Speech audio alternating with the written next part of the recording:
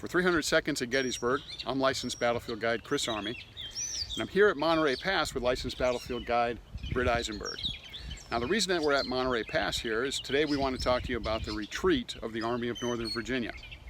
Now Robert E. Lee has fought the Battle of Gettysburg, and he needs to, after losing that battle, make his way back down to Virginia, trying to get across the Potomac River to the safety of Virginia.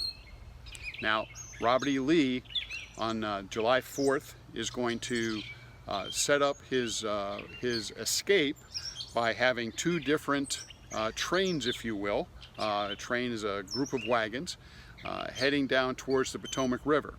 Now his wagon train of wounded, said to be about 17 miles long, full of wounded men in wagons, is going to use the Cashtown Pass to make their way down towards the Potomac River.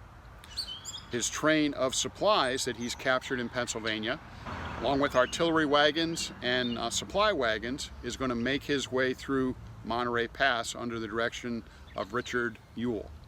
So Richard Ewell is going to assign a major to this job to make sure these wagons that come through the Monterey Pass will get to their destination. And he's going to have Major John Harmon put in charge of those wagons. And he will tell Major Harmon that he wants to see these wagons across the river on Virginia, or he never wants to see Harmon's face again. So very large amount of responsibility put on Major Harmon. Now Britt, what can you tell us about this road that we're on here? So we're standing next to the Emmitsburg-Waynesboro Turnpike, or the original Emmitsburg-Waynesboro Turnpike. And I should mention this from the start. One of the things that confuses people today when they come up to Monterey Pass to try to interpret is modern Route 16, which goes from Emmitsburg to Waynesboro, is not the original Emmitsburg-Waynesboro Turnpike. So just want to be clear about that. The original road is just behind Chris and I, and it goes right through Monterey Pass. Now, what's important to note here is that there are several pinch point or obstacles for Lee's army to overcome as they're moving back to the river. And of course, the first one is the Blue Ridge itself. As Chris mentioned, that's part of why Lee is using two different passes to get his army back to the river as quickly as possible. And the Union Army has no idea, well, really, if he's truly retreating, let alone where he's actually going to try to cross the river. But the reason I want to make this point is Monterey Pass provides Lee with the most direct route back towards the Potomac, unlike the Cashtown Pass. So in order for Lee to get these wagons down here, he's going to utilize a different road from the Emmitsburg-Waynesboro Turnpike. He's trying to get to this good road, but he has to use a bad road to get to the good road. The bad road is called the Mariah Furnace Road and departs just south of Fairfield and comes right across what's known as Fairfield Gap. It's only about 2 miles or so north of Monterey Pass. This is a dirt road. It is a pretty gentle incline. You can follow it today, but it is no easy task for the wagon trains that are going to utilize it. So, Chris, what can you tell us about why this area is going to become important on July the 4th, on Independence Day, the nation's birthday?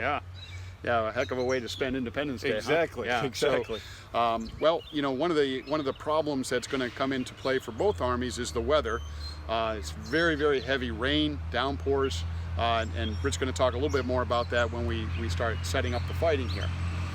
Union cavalry, under the direction of Brigadier General Judson Kilpatrick, is going to be sent down into the Emmitsburg area, and his job is to try to find out where this Confederate wagon train is and cause as much disruption as he can.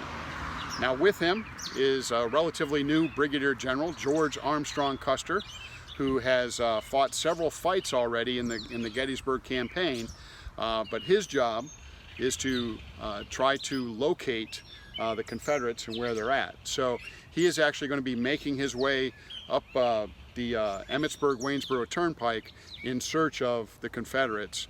It's getting to be later at night, about 11 o'clock or so, and Custer is going to be heading out this way, and he's going to run into some problems up here, isn't he, Britt? He sure is. He sure is. Now, before we go into the actual battle action, one thing I want to make very clear is Confederate Brigadier General William E. Grumble Jones volunteered for this assignment of protecting the pass, and he seems to have a good idea that there's probably going to be an attempt at an incursion through the gap itself, and he's charged with creating the defense up here. So he assigns Captain George Emack of the 1st Maryland Cavalry with the actual defense of the pass itself. Now keep in mind there is some artillery moving here as well, but they're trying to evacuate these guns for the most part. So at Emack's disposal he'll have 1 cannon, which is commanded by Captain William Tanner. Another important thing to mention before we go into the fighting is that, Jones, charged with the task of the security of the pass here, he rounds up all the civilians in the vicinity of the pass, and he, having them under arrest, takes them behind Chris and I here on the other side of the road is where used to stand the Monterey Springs Hotel, which was a pretty notorious resort at the time of the Civil War and even long after. But the Monterey Springs Hotel is where these folks are held up. We know for certain that Jones didn't capture all of the civilians because part of the reason that Kilpatrick with his command is so bent on getting up here that night is because one of the civilians from here, a gentleman named Charles Berman, had gone down the mountain in search of any federal troops he could find and notified Kilpatrick that indeed the Confederates were using the Monterey Gap as their place of crossing the Blue Ridge to get back to the Potomac River. This is why Kilpatrick is so bent on getting up here as quickly as possible. Now, as Chris mentioned a few moments ago, the weather wreaks havoc on these folks. All they can see is inky blackness in front of them. As one trooper from Michigan said, we had to operate not on sight, but by sound. And this becomes very important as the action actually starts to unfold. Now, just a little bit further east from where Chris and I are standing is where Captain Emack has his troopers of the 1st Maryland Cavalry deployed down the eastern slope of the Blue Ridge. And the 5th Michigan is in the vanguard of Custer's brigade as they start to move up the mountain. And of course, a smattering of rifle fire breaks out, and the battle begins somewhere around 11 o'clock that evening. 5th Michigan, Custer, Kilpatrick, they don't really know what's in front of them exactly in terms of the defense, so it takes some time, especially in the weather. They're very cautious. They try to outflank the position, and eventually they are successful in doing that. They continue to move up the roadway, and that's when they run into Captain Tanner's lone piece of artillery in the center of the road.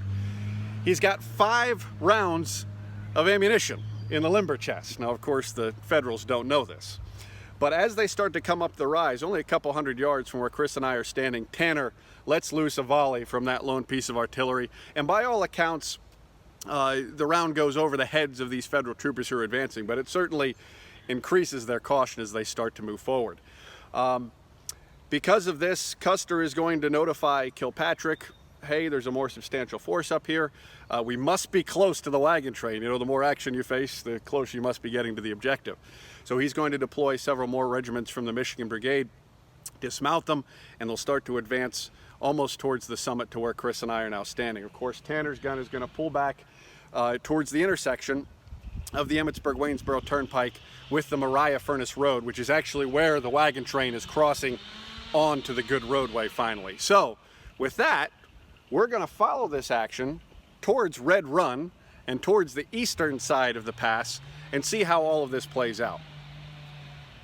For 300 Seconds to Gettysburg, I'm Licensed Battlefield Guide Britt Isenberg, and this is Chris Army.